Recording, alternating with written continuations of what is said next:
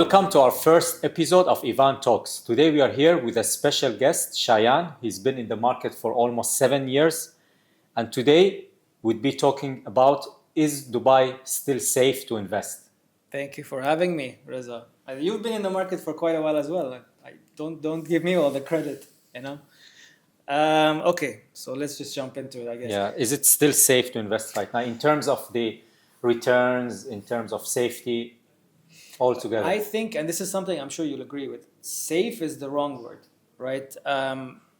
Safe, when you say safe, in terms of what? Relative to what? Is it safe, right? For me, safety, it means, is the return still the same in terms of capital appreciation, ROI, or it has been affected? It's not booming like before, let's say. Okay, so when we say safe, we're always comparing it to something. So you're comparing it to Dubai previously, a couple of years back Yes, before the exactly. People would be comparing it to other countries, for example. Even now, they'll be comparing it to, let's say, UK or US and say, okay, it's not as safe as it is before. But then again, you have to understand that if you're comparing it to other countries and if you're comparing it to before, there is no such thing as a zero risk situation, right? There's always going to be risk, but high risk, low risk, medium risk, we see it that way, and you did something I'm sure you agree with, right? Yeah. So do you think let's say the ROI, the capital appreciation, it's right like before let's say, the conflicts we had in the region, or it has been affected? It has been affected. I mean, even before the conflict, the ROI was slowing down. I mean, during COVID, that was the best. We had the highest ROI during COVID. Within a year or two, your ROI was jumping to 10%, in some cases to 12 to 13% ROI in just a span of 1 to 2 years. Now, but that's because the market was on a very sharp growth. Now, we don't see that. It's more steady. And of course, with the geopolitical situation, it's getting slower and slower. Dubai was always a very exceptional market, right? Your ROI, your income, whatever you're making from the property investment was always very high. It's kind of unnatural. Now we're getting to a point where it's getting a little bit more natural. It's more comparable to other countries where it's slower, it's steadier because of the geopolitical situation. Now, of course, if there's no geopolitical situation, it's still one of the best markets, right? Do you think now more people are selling, let's say, on OP price, original price that they bought, let's say, on launch date, and now a year or two has been passed, people are selling more on OP?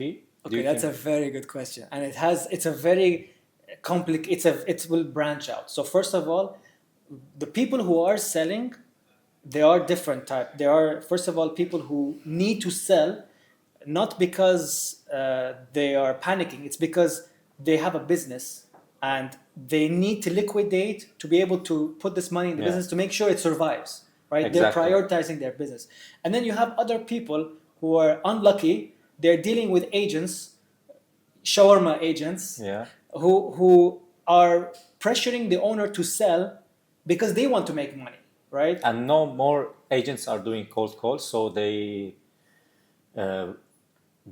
landlords are becoming a bit panicked. Yeah. Why many agents are calling me to sell my property? This also has its own effect. So exactly. So the agents are getting desperate. This situation is creating a shift. So now the more experienced agents are going to shine. The newer unethical agents are going to kind of get filtered out.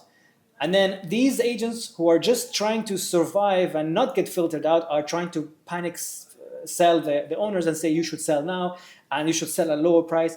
Unlucky for the owners because they don't know any better, right? Yeah. If they knew better or more experienced agents, they would have told them, listen, don't sell, it's fine. Give it time. Actually, big investors who have, let's say, assets more than 500 million dirhams, they would know, exactly. They're not selling.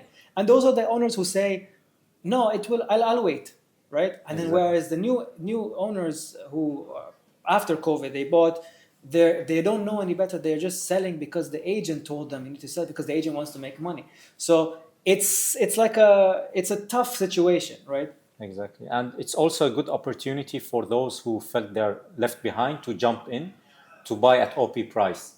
Let's say their favorite project, they could jump in after a year or two after launch and buy an OP. If there is someone selling at OP, it's a good opportunity to jump in and to invest in Dubai. I feel it's a good moment. If No, someone you're right. can get a good opportunity, a good price, it's good. And that's what actually smart people are doing. We have many inquiries for people who want to buy at OP price. But there are also people who they're big investors who are holding on to cash and waiting for the right moment to jump in. And those are the people who are jumping in now. They're looking for these panic sellers to jump in, get the best deal, the lowest possible price. So we have these owners as well, these investors as well, who are holding on to cash and they're waiting for the right moment to buy multiple properties at the lowest price possible and then wait, sit on it. And you know that Dubai real estate market is really regulated. It's not just we have the escrow account, this and that. What do you think in terms of the DLD and RERA they are doing to preserve or to protect the investors?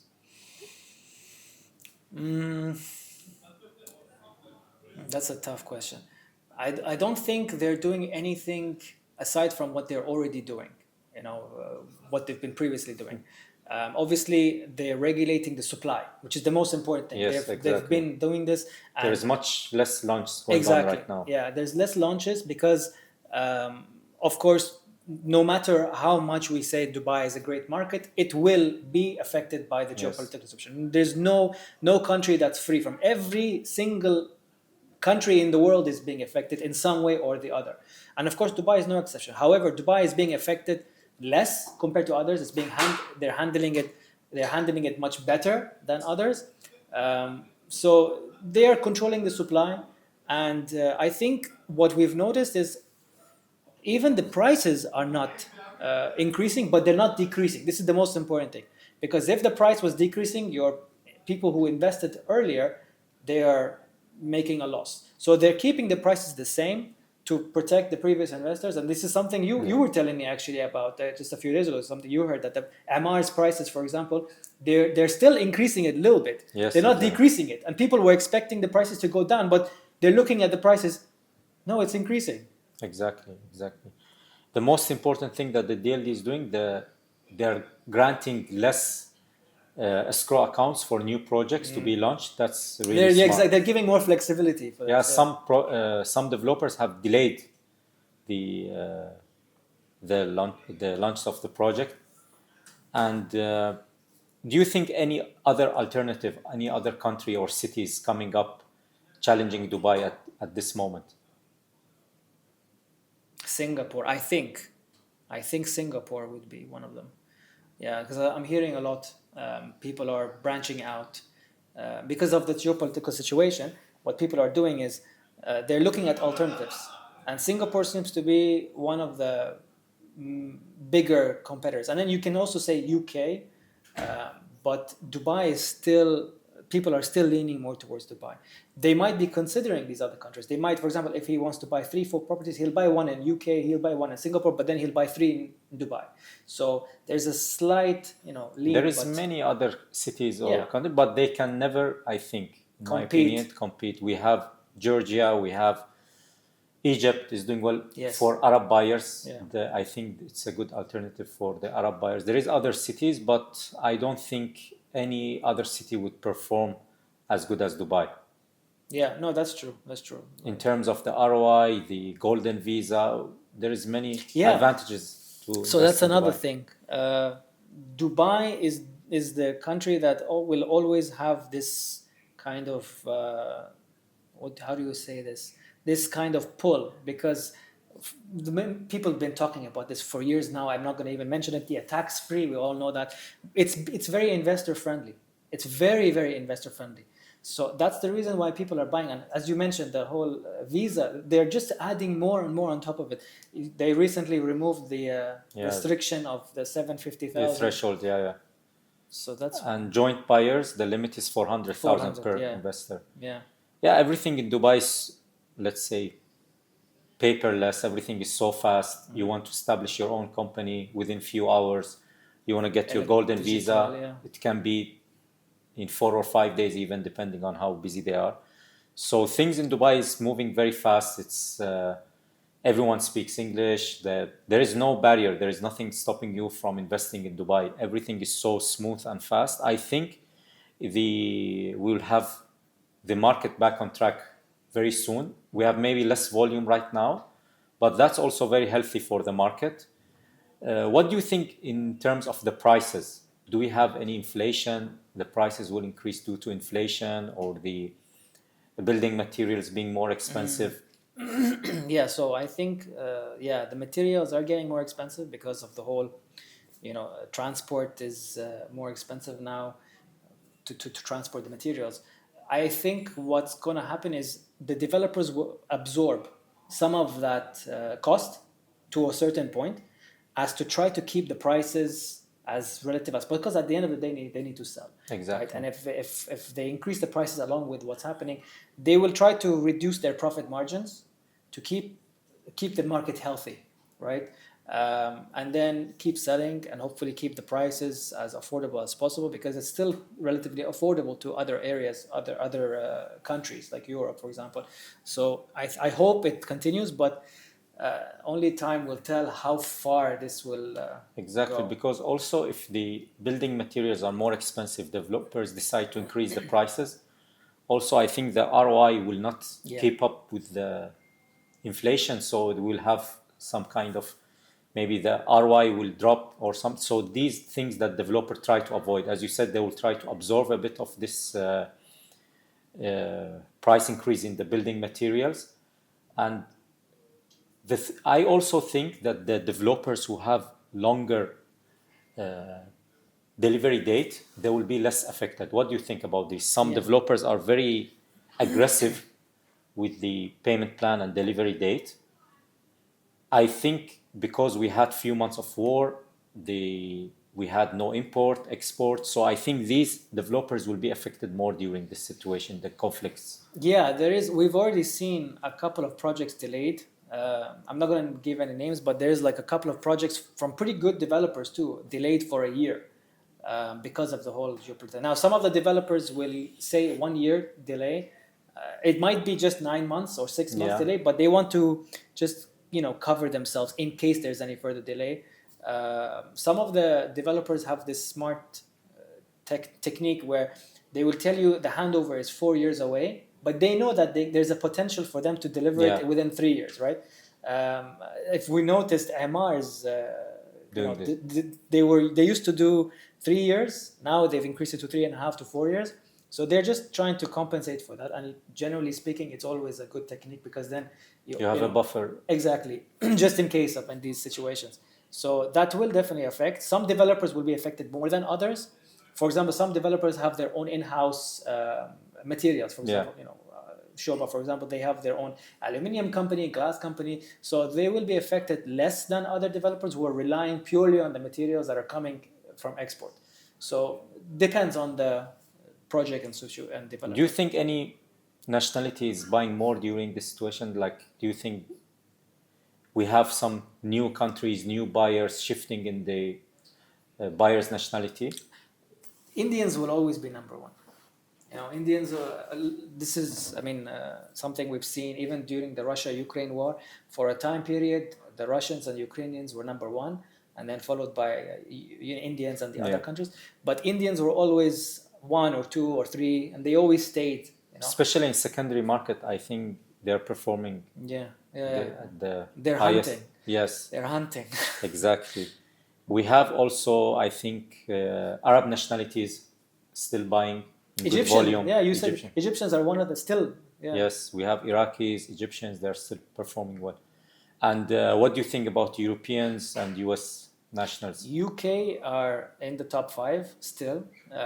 So the UK people are still buying. And I think these are the UK nationalities who've been in Dubai for a while, or they know they've invested before and they're still buying, So yeah, I think UK is doing really well. And I think these are the UK people, these are the people who've already done the calculations. They've done the math. They know it doesn't make sense to buy in the UK. It's better to buy in Dubai. So they're convinced, and they're still going to buy. So I think that's what's happening. So we're just talking about the risk. And what do you think would be considered as something risk? I believe the risk is much less right now. as we talk about DLD, the RERA, how we have the Escrow account, because many of the rules right now have been implemented after 2008, the financial crisis, and after Corona, the pandemic. To speak about things that have been changed, we can say about the 4% DLD fee, respecting the escrow account. We didn't have all these back then. So it was affecting, like during the hard times, like now, we could see how it's missing these rules. How do you think it helped in terms of recovering? Okay, so this is a good comparison because there's a lot of people who bought properties before the escrow account became mandatory, and they lost a lot of money. So they have a bad experience because they probably trusted the wrong agent and the wrong developer. They lost money, the project is frozen, and the developer ran away. Now you don't see that happening since the past 5, 6, 7 years. You haven't seen that. Anyone hasn't people haven't frozen these projects because of the new rules and the escrow account that is being enforced really heavily. So yeah, I think that's one of the biggest things that made the investment safer, because if the escrow account is mandatory, developers can't just create a project without having proper financial backing and then just disappear. Now there are some rules and your money is safe. This is the most important thing. So if something does happen, your money is not with the developer, it's with the government, the escrow account. And back then we didn't have the NOC. Oh yeah. So you could buy right now, sell Yes. after a few seconds. That's actually the reason, that was the reason why the market, was so volatile. Exactly. Right now it's much more safe. The rules, the regulations, they're all protecting the market. That's why I think now we don't have people who are panicking, defaulting. We don't have much of these happening right now. So I'm very positive because of the rules they have set in before. We will bounce back much faster. Yeah, I mean, we saw that happen in COVID. I think the whole world saw Dubai bounce back better than any country. And the market was so... I mean, that's the reason why everyone was talking about 10% ROI because of that 2020 to 2023 duration. Yeah. It was a golden... time to invest. We had the highest capital appreciation, let's say, and that's why we had the highest ROI, people who bought at the launch date. It was a good time. It was a very good time for the agents and for the buyers. I mean, the risk, okay, coming back to risk, the risk during that time was much lower because even if you buy from a bad developer, you'd still get a good appreciation because the market was doing really well, booming, right? Yeah. Now, because of the whole geopolitical situation, it's even more important to pick your agent, okay, make sure it's an experienced one, and to pick your developer and the location, because location also matters. Mainly because if you make the wrong decision, the risk is higher now than before, right? You have to be more careful. And they always say location, location, location. I think it's location and timing. For example, now we can say 3 years ago, Dubai Creek Harbor, do you remember the prices was 1.1, 1.2 for a one bedroom? With different payment plans. Exactly. And the price now, it's 1.6. So timing was amazing for that location. Right now, the location that people will be focusing on now would be Dubai South, for example, right? Few years when the Al Maktoum airport is ready, it might not be the best timing. Another location will be the best time for it. So location and timing, pick your agent, make sure make sure he knows what he's talking about, experience. And what do you think about buying from communities? Let's say if you buy in an area where there is no community, let's say like JVC, it's not directly compared to our topic today, but we don't have a topic. But you said buying, let's say, from Creek Harbor back then. Yeah. One of the reasons that you are very confident saying it was 1.2, 1.3, now it's 1.6 because it's a full community. The prices have been controlled by Imar. But let's say if you bought from JVC and the bad developer, you don't have certain benchmark because someone is selling cheaper in JVC, someone is selling higher. We don't have one developer controlling the price. What do you Yeah. think? Is it that important to buy from? Very, yeah, that's exactly the point though. If you're buying, I mean, that's why I said pick your developer, pick your project, pick the area, and that's the reason why. I mean, JVC is a mess. If you ask me, people will say no, JVC is fantastic. There's like different opinions. In my opinion, JVC is a mess. They did not think about the supply and demand over there because there's so much supply over there, and that's one of the areas that right now the prices are decreasing more rapidly than other areas because it was not very planned, and it was just like individual developers coming and just creating high rise, no regulation whatsoever, high rise, low rise. Whereas, for example, you see Arjan. Arjan is a good example. All low rise, only high-rise buildings in the corners Exactly. to control the traffic and also to control the demand. That's why it's so much cleaner. People who love to live in JVC but they're fed up with the traffic and the whole situation, they move to Arjan. Arjan is more organized, right? So yeah, it's very important. It's very important. Jumping to another topic, I love it. what do you think about the mortgage buyers? How is it affecting during hard times? Because mortgage buyers always have this risk to lose their job. Yes. Most of the mortgage buyers, they're counting on their salary. Yeah. Or even if it's a company, they have a certain income, so maybe it would be affected during hard times. So we had this conversation earlier, and you know what I'm talking about when I say the people who, I mean, the majority of the buyers who kind of took a step back are mortgage buyers, because during this whole political situation we don't know exactly if they have the job security, right? They don't know if they're going to be laid off or not. They're kind of in a situation where they want to wait and see how the situation plays out geopolitically, and if they are still secure with their job, and then they will proceed with the mortgage of buying a property. But for now, they're kind of watching. Um, of course, there are some people who are going through a tough time, and those are the real distress sellers, but they're very few. It's very, very rare, and they're very few, which is a good sign, because if there's not that many distressed deals, it means the market's still relatively healthy. People are still financially healthy. It's still a good sign. And in Dubai, we have huge number of off-plan projects. We have to consider this. Yeah. I don't think we have much cities like Dubai to have this much off-plan project.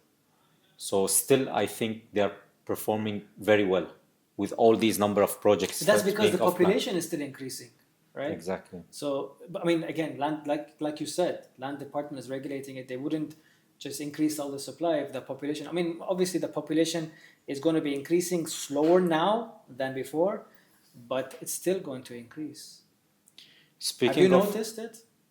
about, The population still increasing till now. I can't see it 100%. No, I can say it's almost the same. But there's also less tourists. Yeah. The weather and all these factors all together, so we have less tourists in the city. It feels quite less dense. But talking about mortgage now, we have certain developers like MR. They're granting mortgage easier when the project is off plan, just 30% construction. If it has been passed, 50% paid, and now we can receive mortgage. So it shows how the bank is still they are very positive about the market.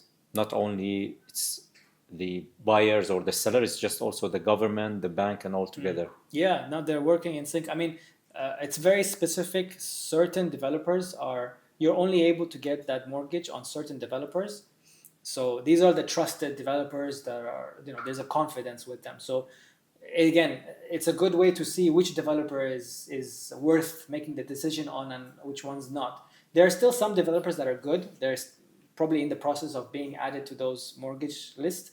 But yeah, it's a good indicator. It's also that I believe till now the banks are granting mortgage for off-plan for projects that are set to deliver in 4 or 5 years of time. I don't think that the banks would like to go with the developers which are very aggressive. What do you think about this? It really depends on the credibility of the developer, I feel. Again, the banks have their own process. I'm sure they look at statistics that we probably don't have access to, but it's probably one of the factors. I mean, there was a point where MR was very aggressive, right? Exactly. But the credibility for MR is one of the best, if not the best, right? So it was an easy decision for the banks to say, we'll make sure MR is one of them. So it really depends on multiple things. But yeah, that could be one of them. So what's your final thought about how safe Dubai is to invest right now? Again, safety is tough. It's very objective. How can you say what's safe and not? But what we can say is very quickly, people were seeing that Dubai is not safe anymore. The property market went down by 30%. That's not 100% true, because the 30% that people were looking at was the Dubai financial market, not the property market. Dubai financial market reacts instantly to geopolitical situations and other things. Property market is more of a demand. So final words, it's doing well. Compared to other places, we're still doing pretty well. I mean, we saw that happen in COVID as well. So We have new investors, new people moving in. people are still coming, exactly. It was great having you. I'm sure we have much left to cover. We'd be covering it in the upcoming next episodes. Thank you so much for watching us on YouTube. Please don't forget to subscribe and like. Until the next one, bye bye.